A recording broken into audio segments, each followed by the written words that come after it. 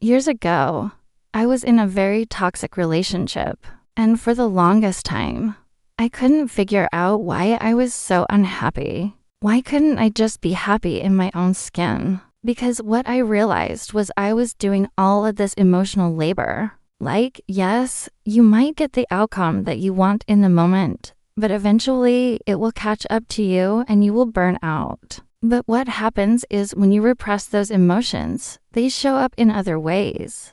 They come out in other ways. You might experience them physically. You might experience them mentally. You might lash out in ways that you don't expect. You might withdraw in ways that you don't expect. 2. It keeps you stuck. Feel that anger. Feel that sadness. Feel that frustration. Feel that irritation. And the more that you feel your feelings, the more that you can express your feelings. The more that you can be vulnerable, which is something that I talk about all the time. On this channel, the more that you can be yourself, the more that you can show up as you authentically are, the more that you will attract people who love you for who you are, who appreciate you for who you are, who value you for who you are. And that is the kind of relationship that you deserve. It keeps you stuck in a loop of pleasing other people, of doing all of these things to make them happy so that you can just get a moment of validation, a moment of appreciation, a moment of,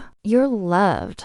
But then you don't actually allow yourself to feel that love. You don't actually allow yourself to feel that appreciation, because then that would mean that you have to actually feel the other emotions, the full range of human emotions. And that is terrifying when you spent most of your life avoiding your emotions. I was doing all of these things to make someone else feel loved, to make someone else feel cared for, to make someone else feel prioritized. And I was doing all of these things to avoid conflict, to keep the peace, to keep the harmony. Because I thought that if I did all of these things, then maybe, just maybe, I would be loved. Why did I feel like I had to do certain things to be loved? And it wasn't until I read a book called The Dance of Anger that I really started to understand what was keeping me stuck. But here's what I learned from doing all of this emotional labor.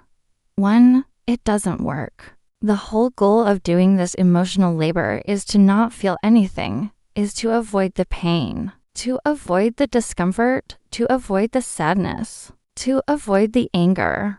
So what I invite you to do is to feel your feelings.